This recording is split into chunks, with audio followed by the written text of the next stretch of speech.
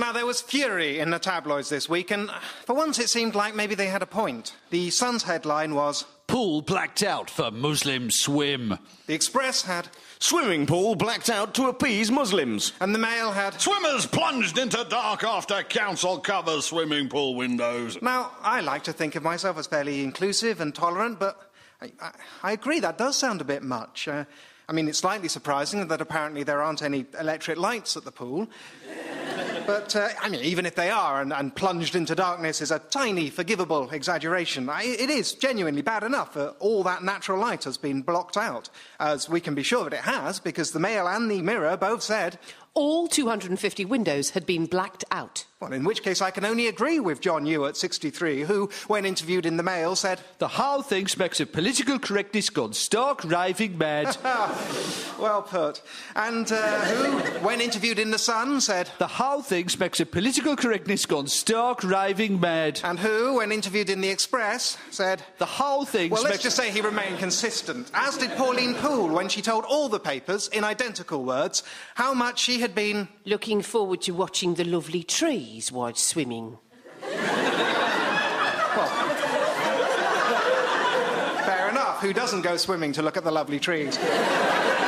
But it is a bit funny that all the reporters got exactly the same quote. It's almost as if they just blindly reprinted the story that appeared in the local paper the day before. But I can't believe that, at least not at the Express, given that they made this story their front-page headline. Muslims force pool cover-up. Those pesky Muslims, that lunatic council, making old ladies swim in the dark, taking away Pauline's lovely trees.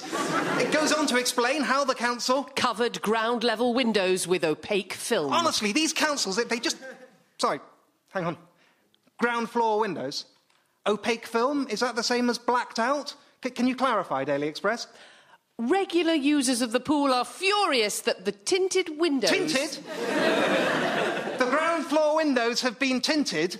Isn't that what all swimming pools with ground floor windows do? It doesn't sound quite the same as Muslims forcing grannies to swim in the dark. I mean, I'm assuming that it was at least those uppity Muslims that made it happen, right? The complaints had come mostly from the Muslim community, but non-Muslim women had also objected. Right. So this fiendish and indefensible window tinting was done after complaints from Muslims and non-Muslims. Or to put it another way, people.